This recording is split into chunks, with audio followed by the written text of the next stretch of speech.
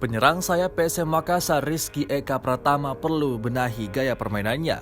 Fans pun menantikan aksi Rizky kala membela PSM di Piala AFC 2022. Kontribusinya sangat besar membawa PSM sampai ke final zona ASEAN.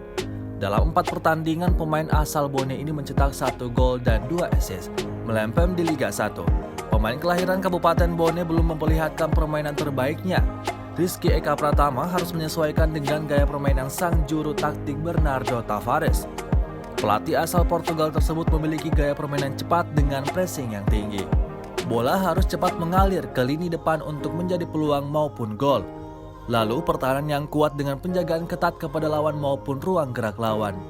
Rizky Eka sejauh ini masih minim memberikan kontribusi bagi PSM Makassar.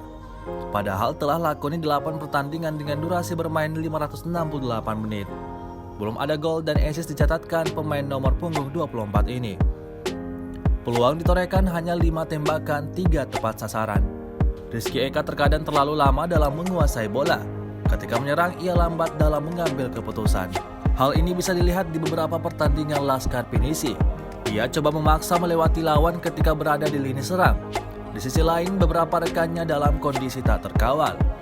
Tak hanya itu, ia baru umpan ke rekan setimnya dalam keadaan terdesak, sehingga bola biasa dicuri oleh lawan.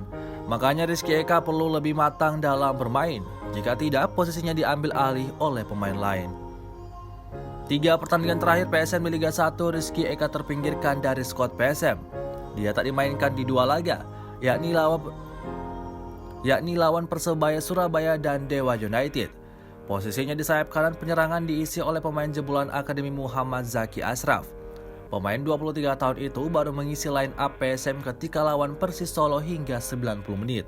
Kendati demikian, Rizky Eka memiliki bakat yang bagus. Dia mempunyai skill individu, gocekan bola mumpuni dan kecepatan berlari.